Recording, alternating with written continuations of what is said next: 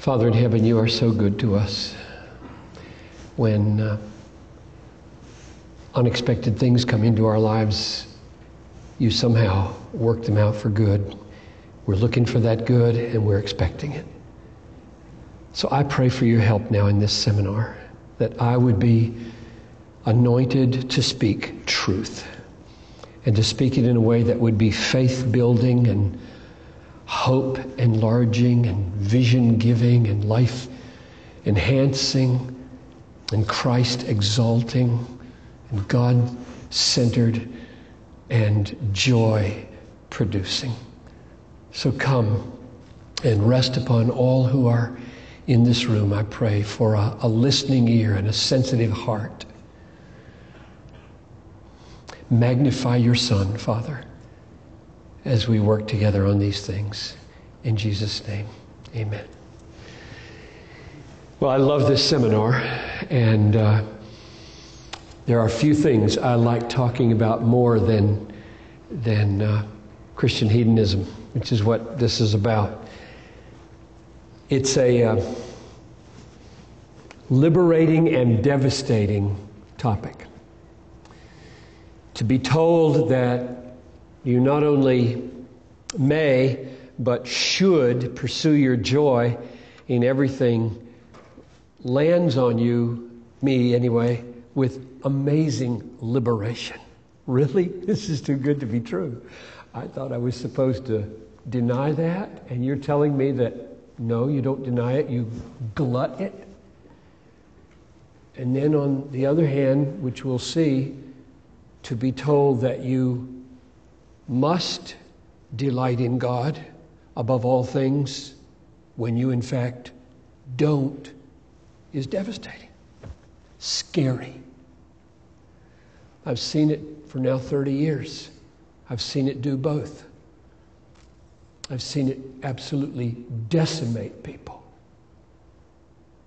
And I've seen it set so many free. And both probably are necessary somewhere along the way, because we're not wired to delight in God. We're wired to delight in television and food and sex and fame and friends and family. And then somebody comes along and says, you not only may pursue your joy in God, you must, and you must have more joy in Him than you have in anything, or you're an idolater, is devastating, depending on where your heart is. So I love to talk about it, and I hope I can say it in a way that you don't feel like burdens are added to your life, but lifted from your life. I got a letter last December, I think it was, and I brought it along because it so encouraged me that God is still using the truths of Desiring God, the book, in amazing ways in people's lives. And this woman who's in her 30s wrote this 3-page letter to me to thank me. And I'm only going to mention a paragraph or two. She lost her children because of her drunken condition. Her husband committed suicide. This is 8 years ago. And she was devastated at having lost him, having lost her children, being an alcoholic and a heroin addict and a sex addict, and at one point gained 100 pounds.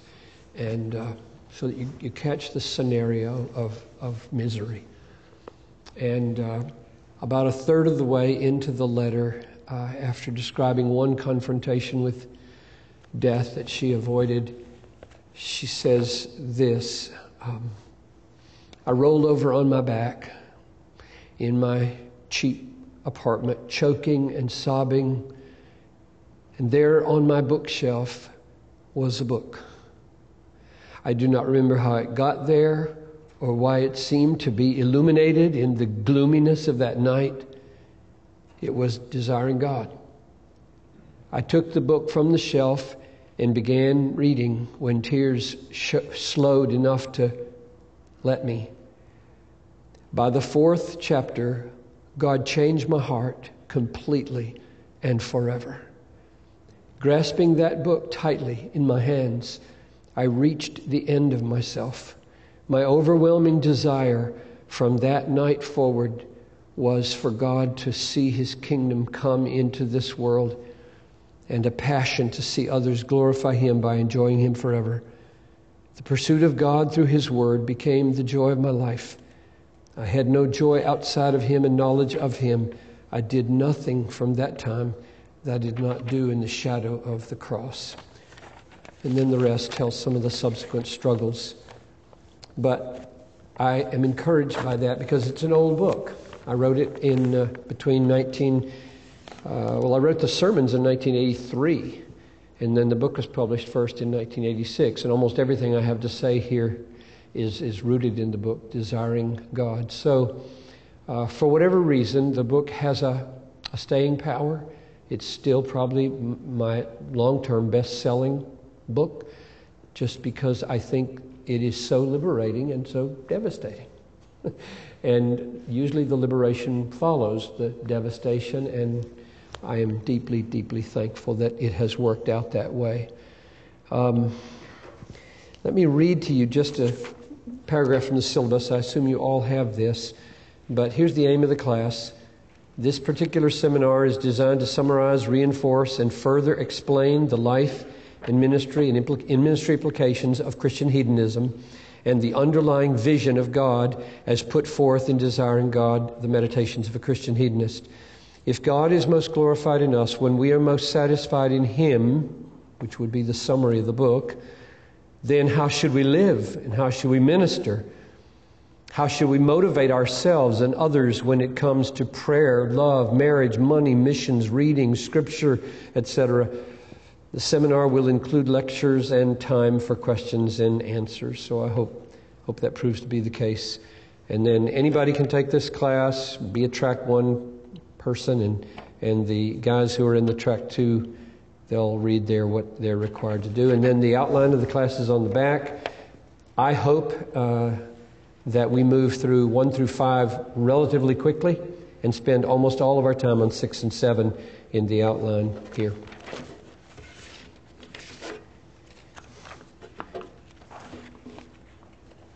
Let me put on the overhead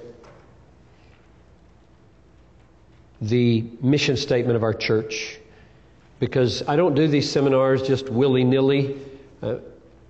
Anything I write, anything I preach, I see through and put through the lens, the grid of this mission statement.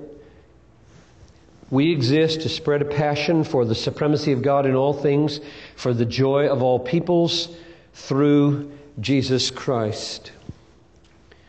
Now, that mission statement came into existence in 1995. Christian hedonism came into existence way earlier. So I didn't choose to be a Christian hedonist because I live by this. I formulated this for myself and for the church, with a lot of people tweaking it, in a committee of 23 people that worked for a year and a half to decide who is Bethlehem, what are we about, and this grows out of the convictions of Christian hedonism and aims at it, and you can see it. We aim to spread a passion. Now, spread means we're not into this for ourselves alone, because we've learned that people who live for themselves alone aren't happy people. It is more blessed to what than to receive? Well, then, if you want to be blessed, you better be a spreader. You better live for others. You better be outside of yourself. The people who stand in front of the mirror all day long trying to like what they see are going to be sad people. But if you give your life away, forget self-consciousness, pour yourself out for others, your heart will expand with capacities of joy you never dreamed. So spreading is Christian hedonist plus. What we aim to spread is a passion, not just knowledge. We want people to feel something about Jesus, be convinced about something, and to be joyful about Him. A passion for the supremacy of God. This is really, really big. God is really big, and we'll see why that's so crucial.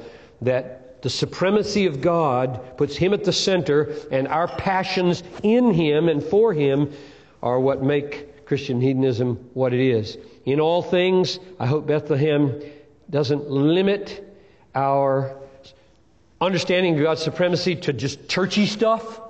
It has to do with politics, as you'll hear this weekend with regard to pro-life stuff. It has to do with family. It has to do with work. It has to do with science. It has to do with everything. God is supreme everywhere completely.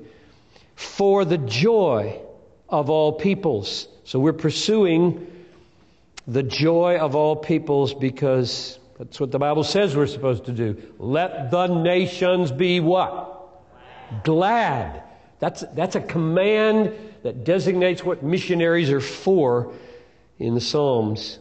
And it's all through Jesus Christ. So, just to let you know that the mission statement of our church, I pray, even though I know a lot of you are not from Bethlehem, will be advanced through seminars like this.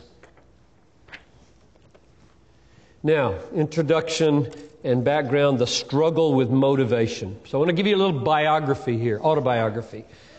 The roots that I can remember, I'm sure there are other roots way back in my childhood, but the roots that I can remember about the emergence of what I'm calling Christian hedonism were in college in the struggle of this soul to figure out how to be motivated for good things, like going to Chicago. I went to Wheaton College, small tree-shaded suburb 25 miles west of Chicago.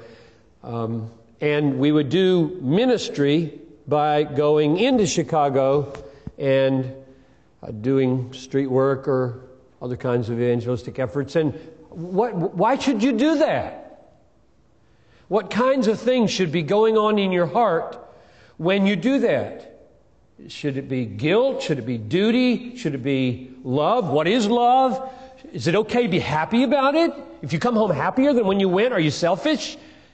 I mean, that's the way my mind was. What about the glory of God? Is that supposed to be the goal of what drives you when you're 20 years old and you're trying to figure out what makes your heart tick and what's appropriate, and what's right and wise?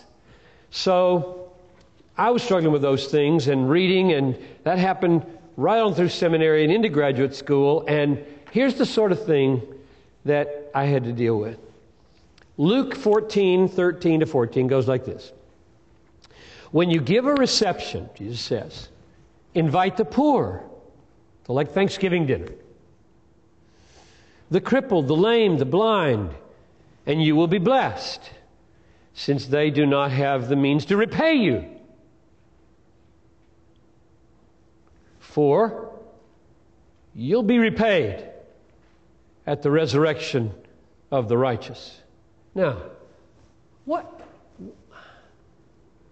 makes motivation work according to that? How does motivation work? If you're supposed to have the poor over for Thanksgiving, and of course if you go out and find people that are not your friends and you hardly know them, and you bring them and maybe they don't speak your language, it just makes the afternoon awkward, right? I just want to relax and watch a football game with my buddies and my family, and it's just a little bit awkward to have new people, especially if they're different. And so you don't do it. And Jesus knew that, and so he did. What did he do here? He said, do it, and do it especially for those who can't give you any kickback. Therefore, he's shooting down carnal, selfish, worldly motivation. And then he adds this, for you will be repaid at the resurrection of the righteous. Now, I would read these things. I read them all through college. I read them all through seminary. I would read these things, and I would be torn up inside because of scholars who talked like this. Here's T.W. Manson. He's dead now, so I can get mad at him in public. Not that that would hinder me. The promise of reward for this kind of life, and he's commenting on this text, the promise of reward for this kind of life is there as a fact. You do not live this way for the sake of reward. If you do, you are not living this way, but in the old selfish way. I just threw up my hand. I read stuff like that. I said, what? Why did he say it? I mean, what's Jesus doing, toying with us with this for? If that's true, if what you just said is true, why did he say that? He said, have the poor and the crippled and the lame and the blind come over for dinner, for you will be repaid at the resurrection. And then Manson comes along and says, now forget that he said that. Don't let that have any motivational power in your life. No. Jesus is not a bad teacher. He's a good teacher. He says things for reasons. And he said this one to get us to do that. So when you're thinking about having somebody over for dinner and they're going to make the afternoon difficult, think, I'll be repaid at the resurrection of the just. Glorious repayment. Doesn't say what it is. I'm sure it's not golf. I'm sure it's not a Cadillac. I'm sure it's Christ, more of Christ, more joy in Christ, more capacities to enjoy God, more holiness, more purity. Blessed are the pure in heart, for they shall see God. I want to see more of God. I want to enjoy more of God. This will be my reward. This is not a bad motive. So those are the struggles. Now, alongside with my struggling with the Bible and those who were interpreting it wrongly with their big PhDs behind their name, scaring little 25-year-olds like me, like I can't think because smart, big, strong, powerful people say dumb things about the Bible like this. That's a dumb thing to say.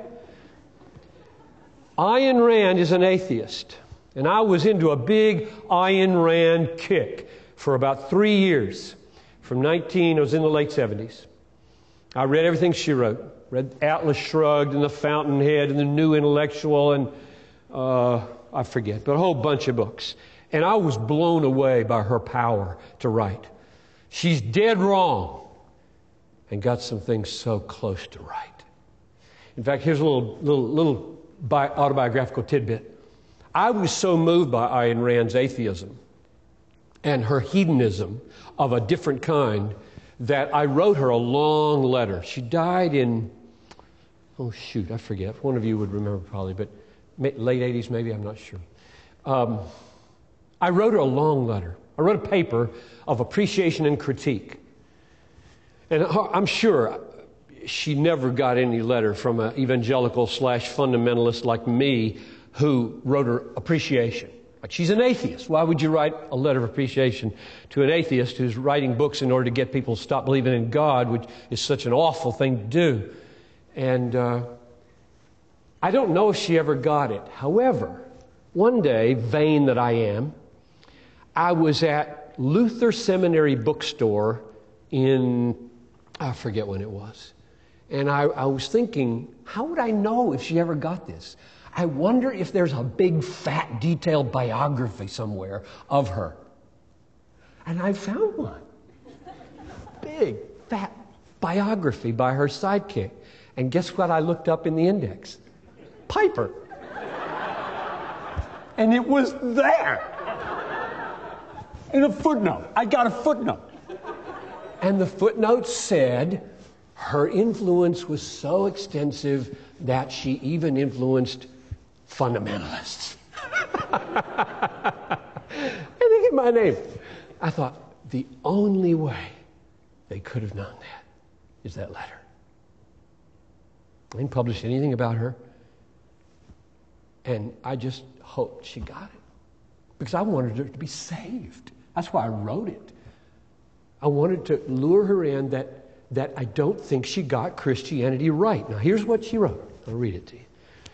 An action, this is her conception of Christianity. Okay? An action is moral, said Kant. You know, Immanuel Kant, philosopher, that represented Christianity in her mind. An action is moral, said Kant, only if one has no desire to perform it. but performs it out of a sense of duty and derives no benefit from it of any sort. Sounds like him, right? Neither material nor spiritual. A benefit, any reward, destroys the moral value of an action. Thus, if one has no desire to be evil, one cannot be good. And if one has, one can. That's very sharp. That is devastating to this. She's right. If that's the Christian view of duty, if that's the Christian view of motivation, I'm out of here. That's why she gripped me. She was providing a secular, atheistic critique of what was troubling me about so many Christian ethicists who were arguing that you can't be motivated by any benefits that come to you at all. Not heaven, not knowledge of God, not increased enjoyment of the divine, not anything, just raw willpower. Well, that's stupid. That is not what Christianity is. But I had no clear alternative. I couldn't articulate in a way that sounded acceptable to me an alternative to what she was criticizing here. That if you really want to do something, clearly you're getting kicks from it, and therefore the moral value is zero. And if you don't want to do something, and you do it anyway because you don't want to, that's real virtue. I thought, heaven has suddenly become hell. Right? Because in heaven, what will we love? Doing good. What will be our joy in heaven? Everything that's right. Otherwise, we're all frustrated in heaven forever. And that's the peak of virtue. Let's all go to hell and call it heaven. You can see just what incredible effect this was having as I was pulling out my hair in my 20s and 30s, trying to figure out, okay, if that's right and he's wrong, then Jesus must be right. And how can I articulate this? How can I say this? I've got to reread my whole Bible because I breathe in the air of Immanuel Kant. And frankly, I think the air of Immanuel Kant still is destroying thousands of worship services for a lot of people. Because they have the notion that the higher the act in terms of significance, the less of self-gratification there should be in it, and therefore the way to worship is stoically and dutifully. And that takes the heart out of worship and ruins it.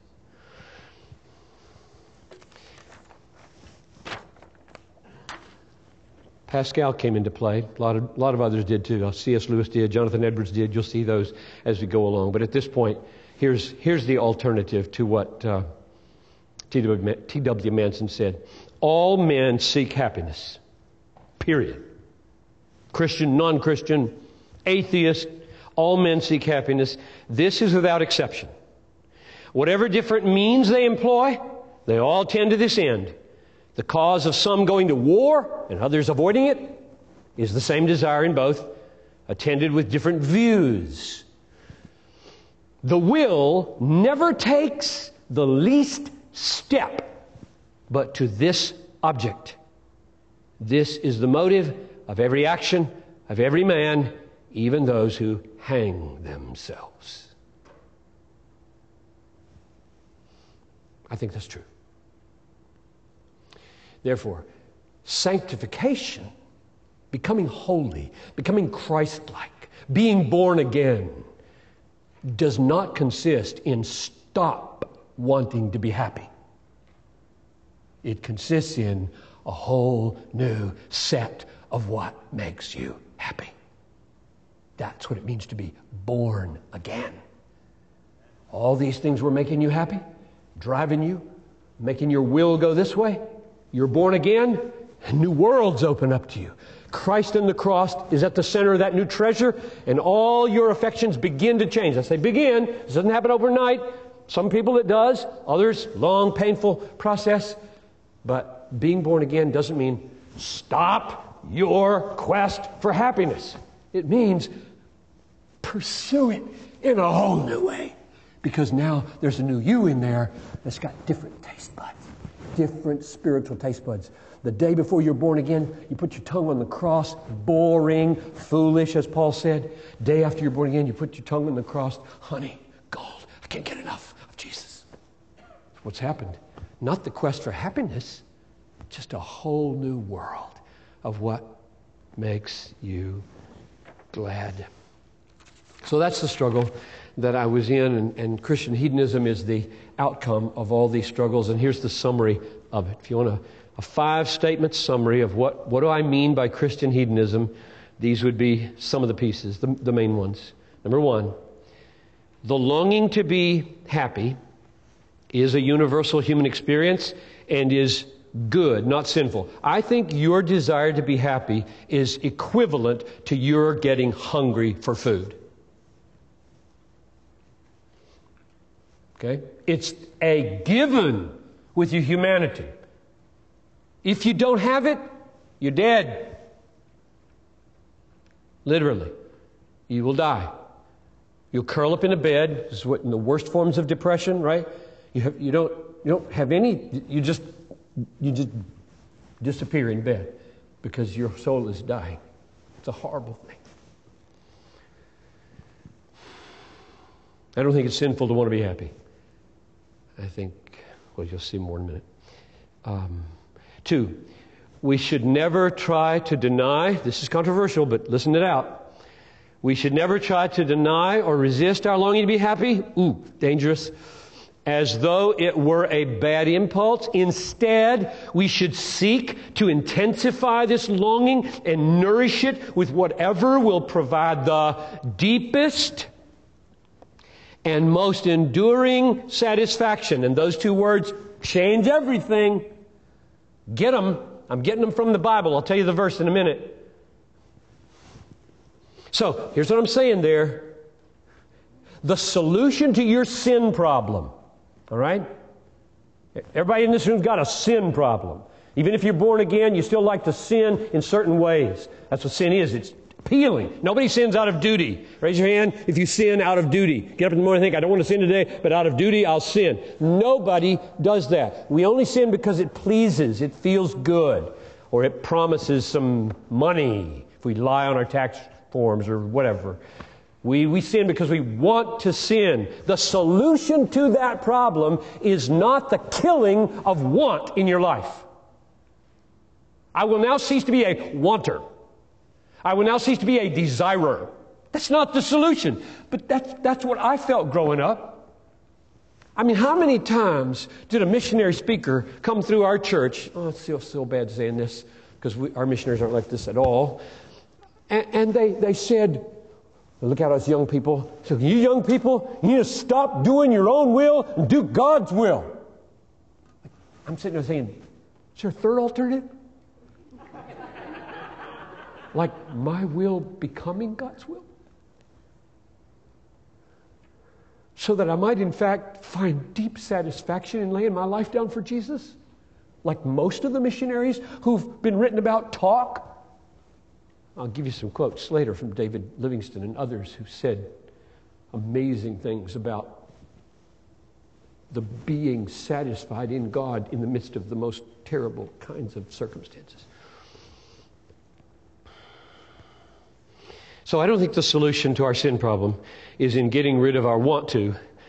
It's in glutting our want to on what gives the deepest and most enduring satisfaction. Number 3, the deepest and most enduring satisfaction is found only in God. And the verse where I get those 2 words is Psalm 16:11. You show me the path of life. In your presence is what of joy? Fullness of joy. And at your right hand are pleasures for evermore. So we got fullness and we got forever. That's all I mean by deepest and most enduring. In your presence is fullness of joy, not 99%. No, thank you. Somebody comes along and says, I can give you for 88 years, 80% proof happiness in this world. Whisper, followed by eternal suffering. Or somebody comes along and says, I can give you a life of tremendous struggle, tremendous pain, much suffering, with deep joy that is growing, followed by an eternal, complete, full joy. So I'm not, except in my most insane moments, enticed by the lies of the devil about where his joy is to be found anymore.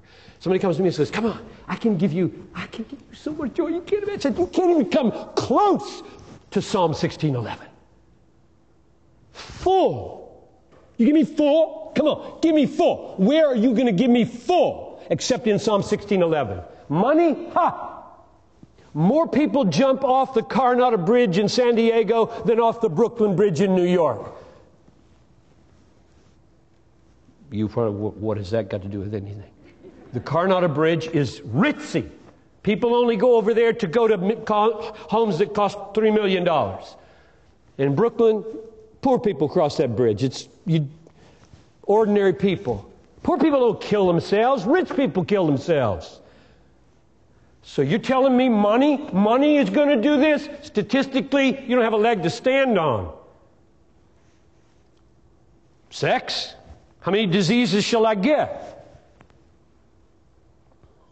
And on, the lies that are given to us.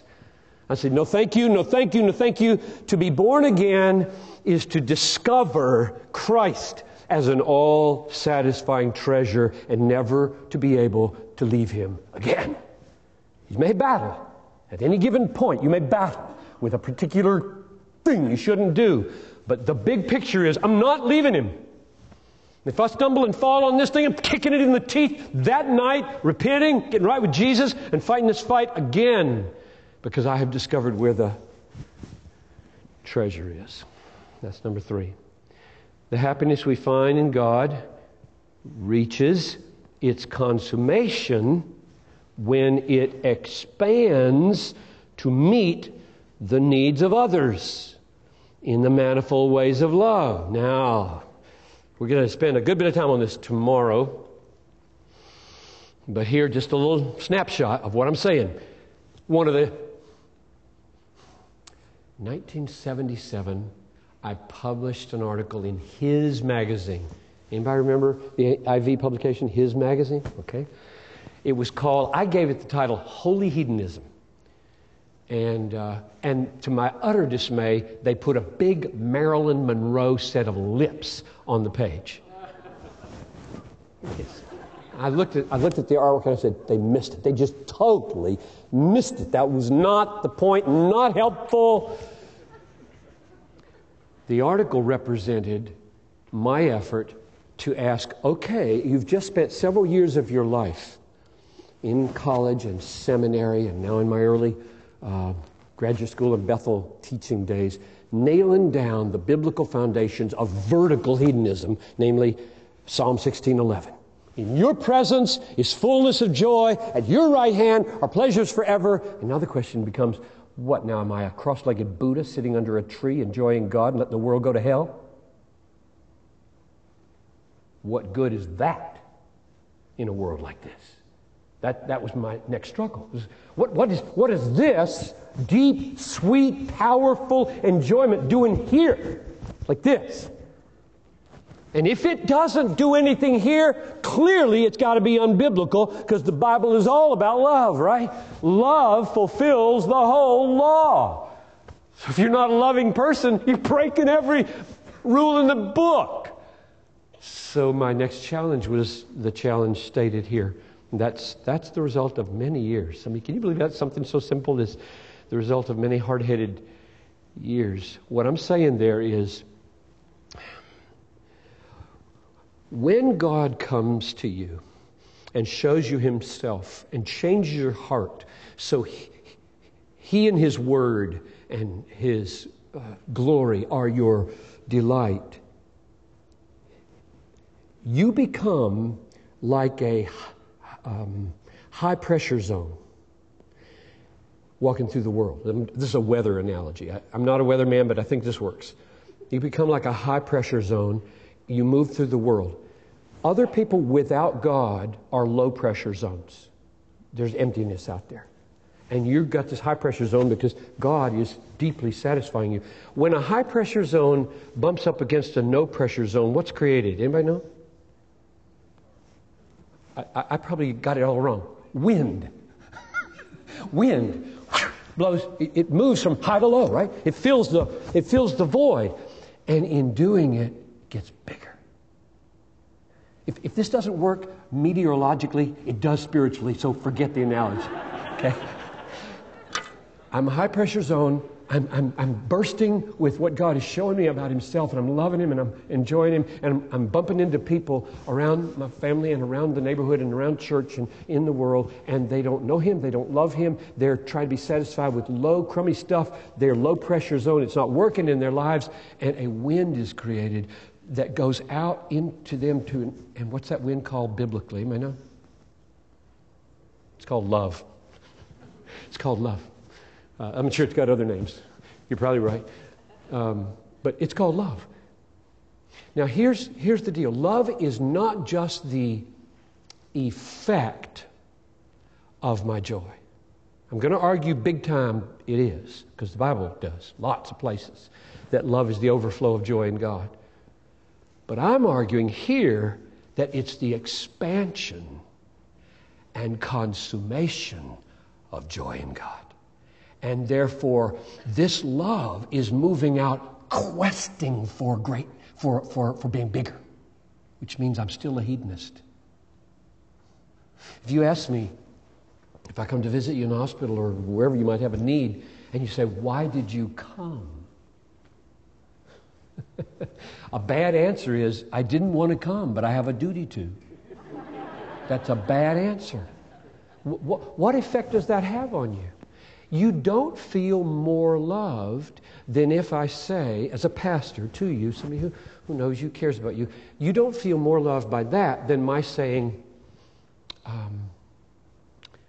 I find that when I am pouring my enjoyment of God into you at this moment of your need, my joy in God gets bigger. And therefore, I'm here to maximize my joy in your joy. Do you think at that moment that person would say, you are so selfish. I can't believe how selfish you are, Pastor, because you just are seeking your joy. It doesn't compute that way. Because when you are seeking your joy in the joy of another, as yours is expanding to go into them and make yours bigger, they feel loved. They don't feel like your wanting to be there makes you less loving. This doesn't work like that. We got lots of work to do on that. This is just summary. We'll come back to it. And then finally, these are the ways you make this sound edgy and controversial. Okay? Conclusion. You can put a therefore. To the extent we try to abandon the pursuit of our own pleasure, and I mean that in a high holy sense, pleasure in God. To the extent that we try to abandon the pursuit of our own pleasure, we fail to honor God and love people. Or to put it positively, the pursuit of pleasure is a necessary part of all worship and virtue. Boy, those are controversial statements. This word necessary, really controversial. Don't try to abandon the pursuit of your joy, really controversial. I mean, it raises all kinds of questions. Like, where's self-denial? Jesus said, he would come after me, let him deny himself and take up his cross. And here you are telling us, never deny your pursuit of pleasure. I said, yep, that's what I'm saying. And I know that's in the Bible, and we'll come back to it. Because I don't think it's a contradiction. Okay, that's the summary. of Christian hedonism. It's what has flavored this church for 28 years of my presence, and probably before that without being called that. And so if you like being around here and you can point to certain things, it just may be that this is part of the reason you might be enjoying certain flavors of Bethlehem. We're not a perfect church, that is for sure, but it's a sweet place to be, for me anyway. I love being here because to have 25 pastors who are on this page together, there are 1,000 pastors who die and go to heaven to have that much unity as we have here. Unity around such profound things is amazing. And we could talk sometime about how we got there, but God's been really good, really kind to us. Nothing I'm saying tonight that I know of would be disagreed with by any of our pastoral staff or elders, which in a church this size is simply amazing. It's what keeps us moving, because we're not fighting each other about these profoundly important motivational and theological things.